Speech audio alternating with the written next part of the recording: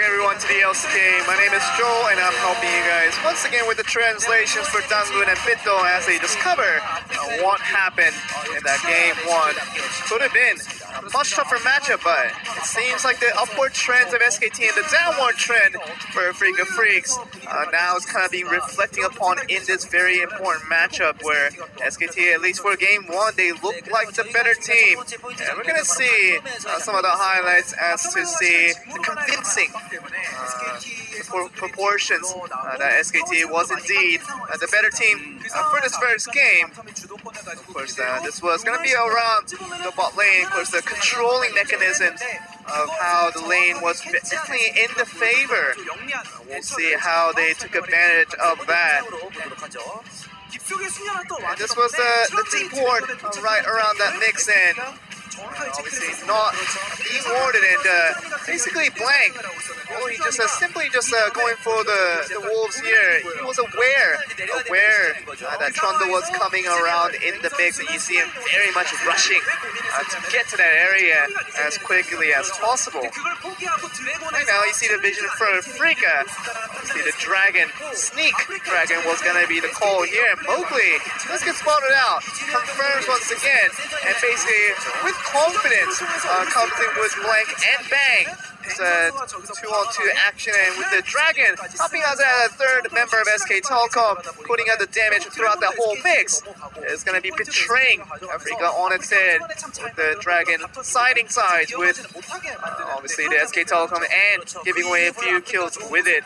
We saw that being a very crucial highlight for SK Telecom as they were behind with Period going down a little bit earlier in that phase, but giving off the dragon and giving off the extra kill, giving off a bigger advantage for SK Telecom to carry upon to have a better portions in that mid to the late game. And we'll also get to see kind of near the late game where the Baron and the Elder was sort of the fight that really decided the outcome of that game, and we'll see how this all reflected upon. This is around the Baron, obviously, and obviously Ezreal exactly hitting out the 3 champions, but in the end, it seems like with the Frigga getting the Baron, it was going to be the go button, but surprising AP Cannon ultimate coming in, knocking up the weakened member you saw earlier from obviously Ezreal's ultimate, already damaging out a few members from Afrika. That entrance, grand entrance coming from basically the cannon did the justice and really allow another big kills and really take away the Baron buff, but at the same time giving up a few more kills over to SK Telecom, giving up the gold lead and just a few more advantage that already was stacked upon for the side of SK Telecom, giving off just a very much a valid win for them. And we'll definitely look at how we go with obviously the fan reactions, giving heavily towards an AP cannon from Tall, and big stuff coming from this young player, still doing really well. And we actually thought that Keen trying to pull off some heroic events, trying to get Afrika back into this game, was definitely overwhelmed. If you were the Afrika side, cheering them on. Game 1 wasn't the best for them, but got to see what game 2 brings for the two teams. Let's get to the one-line summary from Bitto, and last time he did mention the war, which is basically showing, but let's look and see. So he says that Cannon pulls off the win, and that's gonna be a very much a straightforward reaction. And with Bitto being very straightforward nowadays, maybe it's better than just going way offward, but we can see what we can expect out of him. But for the meantime, let's send it back to you. Yeah, it wasn't the war this time, but yeah, I think it was probably the Cannon, and I have a feeling that this is probably going to be Cannon as well, as Tal is going to pick up a well-deserved MVP, only his second, but damn, with a performance like that, there is nobody else you could possibly give it to. For 1 and 6, him and Effort had a great game out on the Surgeon duo in the Cannon and the Shed. And with so much focus on who SKT solo laners aren't, it's great to see focus on who they are. Tal stepping up to be the new top laner for SK Telecom T1, position they've had so many names in. Had kind of a slow decent start to his career, but a slow, decent start isn't enough for most SKT fans. They want the explosive, and damn didn't they get it in this particular game. 2 slicing maelstroms won them the game. This was the first. Well, they didn't respect their flanks. They tried to make an aggressive move, Afrika, and they sacrificed so much of their map position.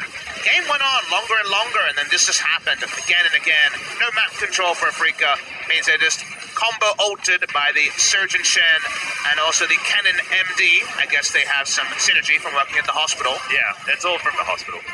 But, and then they just won the game here. I was looking for the wall. Turned out he had flash. That wasn't going to matter. But the wall missed also. Got confirmation there. Yeah. And, yep, the tile didn't miss. He also still had his proto belt, I believe. Then uses the stopwatch to keep himself alive. Beautiful stuff here from the top laner of SKT. Can they do it again in game number 2 is the question. I have a feeling after a game like that, Afrika could not be feeling good because performances like that really do affect your mental. And as you can see, no switch out. Spirit is not going to make his way into the booth. Faker also, of course, not going to be making his way into the booth either. SK Telecom T1, 1-0 so far in this series.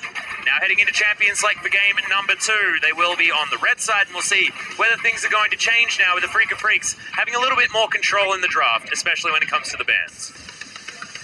That is the question, Atlas. It has been a lean time for Afrika Freaks to be another loss, and it would actually put them further out of that run. For playoffs, they control their destiny a little bit less. SKT still has a really hard run-in, but it's pretty simple for their fans. They want to see them win every time they play to have that real opportunity. Afrika Freaks versus SKT. Fans on the blue side from Afrika, the Tom Kench that we've seen effort playing pretty consistently recently. The Ezreal from Bang needs no introduction. What will the third and final ban be? What will Afrika be looking at as far as the first pick is concerned as well? I mean, Zoe has been prioritized a lot against Kuro. SKT could in fact be banning that one away final here. As Rakan, Alistair were another couple of the bans that SKT were looking at earlier on against Tucson. Rakan is going to be taken off the board. So Afrika Freaks, pick priority here to start this one off. Sejuani was picked up by SKT last time around as first pick, and then Blank used it pretty damn well to navigate the early game for SKT. It was a much more reliable frontliner than anything Afrika had. Remember, they had 2 levels under Mowgli.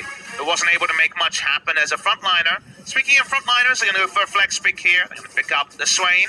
Could be an awesome dude, could be a Kuro pick, could even be for Keen, I guess. So, anyway, flex here for Afrika Freaks. We mentioned the win rates for Afrika on the Swain, 80% for Kuro, 100% for aiming over 4 games. Nice stuff. Pyrian, thinking about going back to another champion he's been performing extremely well on in the Orianna, has a decent matchup into Swain as well as now Blank. He can just get Sejuani again if he wants to, but Alistair, a lot of priority to try and take away the engaged champions from Tucson. Varus priority might be high on both sides as well, so I'm watching to see if Varus taken first round here, but you're right, Alistair, Orianna, engaged duo, and also a takeaway from Tucson. Shen is available if he wants it. Shen and Swain have been a duo lane in the bot lane in the past. Looking here at the jungle pick, might actually be the Gragas being prized. No guarantee it's jungle, but Kuro's jumping back onto the Yasuo, could be aiming, but my first thought is it's going to be Kuro. That could be just the bottom lane, though, because Gragas Yasuo has been a really strong one with the body slam, able to start up the last breath for the Yasuo, so definitely Afrika keeping it potentially awesome duty on the bottom side. With Swain and Yasuo there, it does feel like they've priced themselves into that. All right, Trundle going to be picked up here by SKT, and now they can focus bans on the jungle if they want to, assuming they think that the Gragas is going bottom lane. But again, already with the assuming and thinking, it means there is still a fallback Gragas, right? So there's no real great bans when it comes to what Afrika don't have. And plus, Keen needs a bit of banning in this game as well. 2 champions, 3 champions, in fact. The Keen could be playing already locked in, but most likely none of them going towards the top side. Wonder if they're going to ban Jace for Afrika, because we could see SKT play Jace. We've seen Tal play it the most recently. A lot of lane-dominant top laners being banned in this round so far. Yep, Cannon going to be taken away, but that's not necessarily because it's lane-dominant. That's because Tal just hard-carried them with it. So they're not going to let him do that 2 games in a row. SKT, final ban. Camille was certainly an option that they banned away last time. Nah is going to be the decision made here by SKT. Top priority, top laners, Jace, the big one, who's still left open. So See what Africa Freaks make of the draft here. There will be 4 top laners banned. Yeah, could be. I could also just ban other marksmen like a Varus if they want.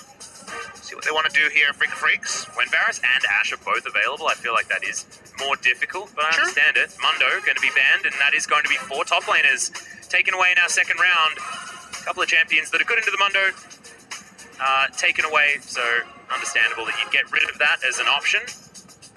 Now, SKT, what do they want to lock in? Certainly a lot of choices here, and could actually leave Tal's champion pick till last and just pick an 80 carry for Bang. Seem to be moving towards the Ornn for some reliable engage, but with GP open. Yeah. They're going to say, screw it, Gangplank. A lot of teams will do that in this meta when so many top laners are banned away. Also, so many awesome dudes on the side of Africa Freaks means that there is certainly short range. The Cannon Barrage is fantastic into. Ryze would be another of the flex picks. Orianna very comfortable into Ryze, a mid lane matchup. So much flex going on from Africa Freaks, but they're on the blue side, so we'll get the spoilers very, very soon. They take the chance. They are going to go for playmaking. And they also are going to go for the Gragas in the jungle, by the looks of things, unless Keen wants to grab that one. Tucson, what is he going to lock away? They will let us know exactly what is going on here. Kuro has a pretty comfortable matchup into the Orianna in the mid lane, which is why I assume you considered that was going to be the matchup, but Aiming could, of course, be playing it as well. Vladimir could be considered as well. There it's going to be. There he is. Probably Vladimir into Gangplank here. Try to take him out in the lane. Can go very aggressive in the matchup if you want it. So the Vladimir fits with the awesome dudes. Oh, this Twitch, we've been talking to marksman players about Twitch. I don't think it's time yet, but I know people will consider it. The Xayah has had a high win rate. There's a lot of options here when it comes to marksman. Yep, slight buff on the Twitch as well, which is why it has his name's been cropping up. Laning priority. Lucian would be the strongest, but they're going to go for the Xayah. The ability to lift off can be so important, so you don't just get taken down by a Yasuo in a team fight. Wait and see where everyone is going. Africa Freaks may not have even decided by the time they locked it in, because all 3 champions can go in all 3 roles. This is the last stand of the awesome dudes. It feels like almost everyone else has put them in the trash. Africa Freaks take all 3 of these flex laners. We'll wait to 20 seconds to get the final information, but yeah, the Vladimir into the Gangplank, that's an old matchup. Vladimir can win. I don't think it's one-sided as it once was. Kuro is usually the comfort player on the Yasuo. That's why I thought he'd be taking it, and it will be Aiming on the swing. Yep, so it is going to be locked in. A lot of AoE wombo potential coming out from the Africa Freaks in very short range. SKT, their global influence going to be there, but Tucson does now have the opportunity to answer the Cannon Barrage threat with his Stand United himself. A lot now going to be on the jungle is to get everyone through the laning phases nicely, because things can go very awry if we get some mismatches when it comes to power levels for a lot of these champs. But Africa have made these wombo compositions work out very well without the 80 carries and got away from the hump that can be sieging with a comp like this. Very interesting game where Africa have fallen back to old strategies. We're on 8-14. Orianna, Xayah, if they have their way in a team fight, things can go well, but Vladimir from a flank, the Gragas ult empowering the last breath, and Swain occupying strength. Let's see if SKT can do well in the early game to stop that wombo truly coming online. Yeah, a lot of tools available for both sides in team fights. It's who's going to be able to get their first best foot forward in the early game. We'll see who's going to be able to do it, whether it's Africa Freaks fighting back or SK Telecom T1 with a 2-0. Let's find out.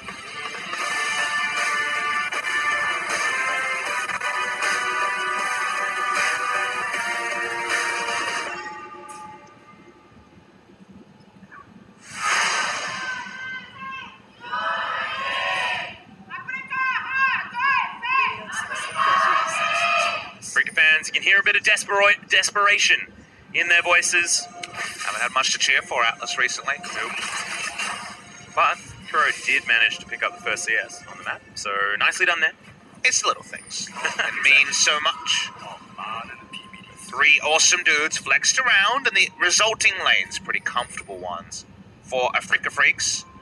Exhaust Orianna versus Ignite Yasuo, definitely an old favorite. Pyrian's going to be able to get some clockwork wind-up work done here onto Mowgli, but not worried about it too much. See what Mowgli's going to do with his Gragas. Spirit is a bit of a fan of the AP Gragas, but Mowgli haven't really seen his just yet. got plenty of damage on his team, so I'm not convinced he would need to go AP, but if you want to go first item running Echo, I can understand it. This Xayah win rate is the reason why in spring season we talked about SKT as a team that would pick just the Xayah back when the Starcross Lovers was common and Rakan was being stolen away, or Xayah was being stolen away to deny the duo.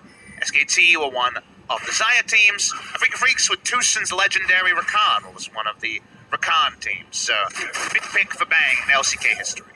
Yeah. And Tal is going to be taking the grasp in this particular matchup, an understandable one here for the Gangplank. As you mentioned, an old counter pick. But the Vladimir, while it has historically done very well in the matchup, a lot has changed since then.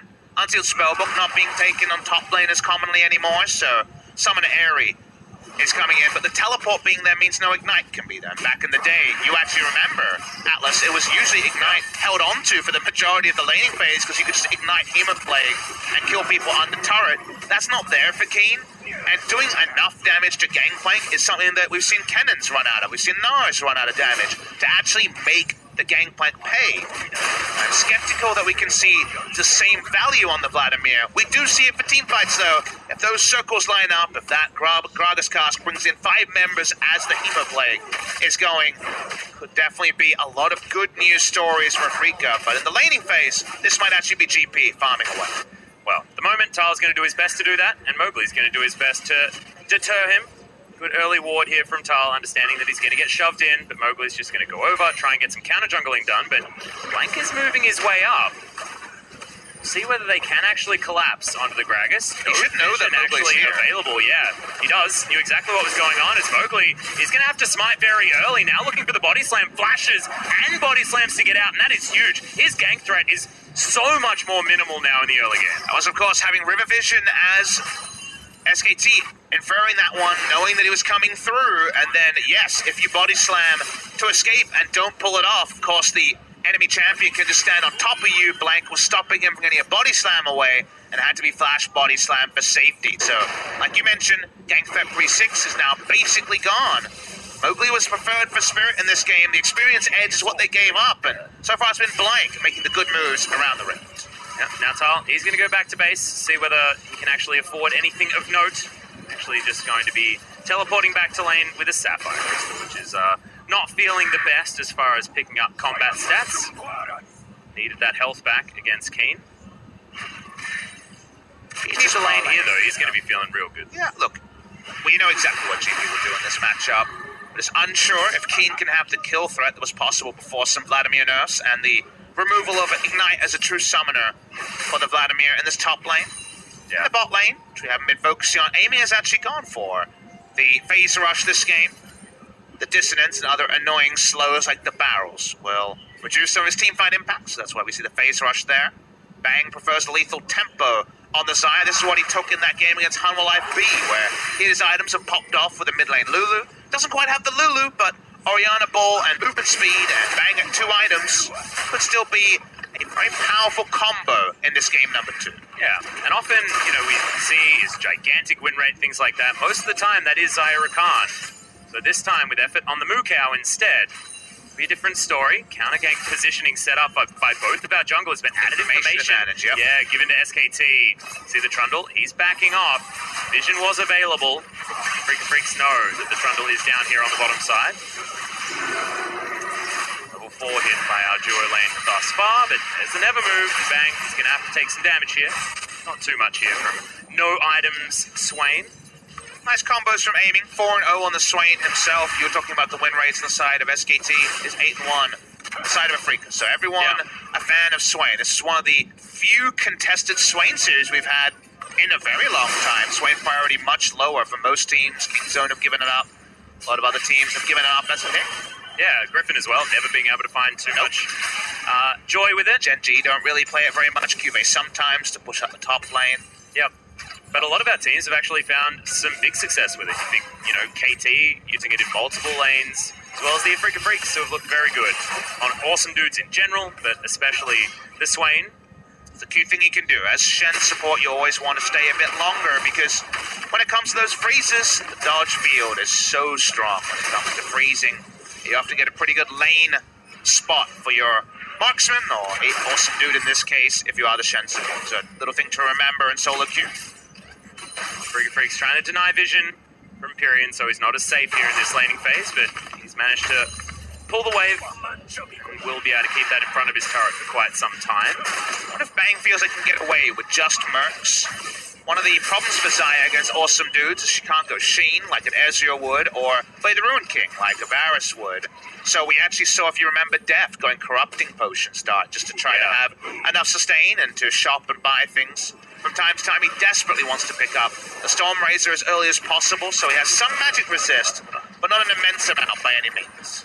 Well, Cannon Barrage is going to be invested towards the top side of the map. That's going to pick up the minion wave and give Tal a bit of a back here. Has himself a Ruby Crystal and a Sheen. So finally, some items that do something. Right now, Freaka are just slowly getting further and further ahead because their lanes are feeling much better. Their jungle as well working out here for Mowgli. But it's not going to continue that way forever. You just have to kind of take a step back and appreciate where the game is at. The action hasn't been fatal anywhere on the Rift just yet. 20 CS lead top, no Klepto to answer it, so a lot of the gold lead is going to be around top lane. Yasuo usually gets pretty free lane for that ult. Not going to get it onto Pyrion, but safety first from Pyrion. Yep, really nice. Respect flash. Otherwise, he would have just straight up died because Kuro had his ultimate. Feels like this game's going to be very Bang-centric when we finally actually hit the team fights. Whether they can burst him down, he should be the most elusive one. Orianna also wanted to keep back. The front line is just Trundle and Alistair in that case, because everyone else super scared of being comboed by the last breath. So far, when it comes to the laning phase, just like in game number 1, things going very well for the Freaks. Yeah, Pyrion might actually be an answer for that particular wombo as well. Kuro, when he's using the last breath, isn't going to be able to use a wind wall, so might have an opportunity for Pyrion to get a ball in and get a shockwave off. This composition is going to be very close range from the Afrika Freaks, so the likelihood for multi-man shockwaves is definitely there. Tal had a day out as far as AoE magic damage was concerned in game 1, and now Pyrion may have an opportunity to do so as well. But let's think about the games where you don't get those. You think, okay, what if Pyrion gets comboed? If he's one of the ones they would be desperate to get with the Gragas ultimate in the last breath. That's usually a game where SKT lose out on vision control pretty significantly. If you lose out on vision control against a wombo comp that can throw an AoE ultimate like the Gragas to open up the last breath, you probably lose out. So the vision line is what we're going to have to scrutinize, just like we were about Afrika and what Afrika failed to do in game number 1. Keep tabs on the cannon. That's what they had to do. They couldn't do it. The vision line really starts to fall away for SKT if it has to be super defensive as they roll on the map. That's usually a good sign that Afrika Freaks are taking over the mid game. Well, at the moment, Mowgli is going to walk over a hell of a lot of vision here around the Rift Scuttler. Finds a ward there as well. Now we're thinking about this Ocean Drake for SKT. Blank's going to start that one up. They're going to move everyone over. Lane priority finally on the bottom side of the map means that SKT have the ability to do this. Vision of Empire is going to spot that there's no dragon there. That's going to mean that they have full information, but Afrika not going to be able to do anything about it. And we should talk about how big a moment that is, because Mowgli had double control wards around the mid lane. Yasuo had left and right side control wards on the lane brush, and they still lost Drake because one deep ward spotted out Mowgli. He didn't have vision of it. SKT had vision of him, and that's the same sort of information that SKT used to find the counter gank earlier in this game to get the flash away from Mowgli, and also to track Mowgli in game number 1. Those fundamentals, ward control, has been something that SKT has been fantastic at their entire history in League of Legends. The ward will time out, but got massive value for SKT. Yeah, so much value. Even that lane ward that you can see Pyrion had put down in the mid lane in between those two control wards got a lot of information from Mowgli. As, the Raptor's going to lose his patience there. Kuro, bring him too far away from home. Mowgli, if they can take down this Rift Herald, that could be huge news here for Afrika to try and snowball this game forward. And remember, their composition basically doesn't siege, so Shelly's value is way higher this game. Information available to SKT much earlier. Will we see the pull away? For now, no. They have control here, and actually Blank gank at top. Yeah, looking for Keen. Hemoblake's going to go down as well as the Stand United as he flashes forward. They're looking for Tully. He's oranges at a beautiful time, and is able to go golden. Tucson now in trouble as First Blood will go over to the Afrika Freaks, but they answer immediately. Effort gets the headbutters aiming right underneath this turret. He's going to use his stopwatch as well, and that means Pyrion, nowhere for him to go, and Kuro is going to pick up that kill. Really good barrel comes down, but bang! What can he get? on, but now everyone turning onto him. The wind wall blocks so much of the return feathers, and Bang just has to walk out of there. 2-1 in favor of Afrika Freaks, and SKT need to use teleport to save this turret. If one trade because Afrika Freaks get there and respond decisively. Play was started by SKT, but the Shen ultimate is going to be first rotation. The side of Afrika. Rift Herald also picked up by Afrika, so it's 2 for 1, and they get the Rift Herald. Big win, Afrika Freaks. Yep, this one's huge. Bang also has to be pretty careful here in this mid lane. Thankfully has boots too, is able to walk away from the Aswell, but let's have a look at how this all went wrong for SKT. Aim and play hits both, so you know the big stain is going to come through. The Tom Flash not perfect, but Tal basically out of the fight to start. I didn't really spot Pyrian, how he was involved in this fight. Of course, he was going to be there late. He had to make a much safer rotation over. He walks in, Shockwave is only onto Mowgli and gets chased down. Pathing not ideal by any means by Pyrian. If he went the long way, he wouldn't have been involved. He tried to go the decisive way and ended up getting caught. That's what happens when you try to counter-rotate against a team like Afrika's that fight better earlier. Nice play by Afrika Freaks. Also really difficult when he didn't have his flash available as well, so have to have a bit of a shout out to Mowgli getting some work done in the early game, understanding that the Orianna is not going to be as maneuverable around this map. Keen now with 20% CDR building towards his Spirit Visage is item number 2 by the looks of things with that Kindle Gem. Interesting, actually no, Shirelia's Revelry makes a little bit more sense from Keen. We'll see. Sometimes people just sit on the Kindle Gem for quite a long time and just use it for cost-effective CDR, wants to walk up and Q-Tall at every moment.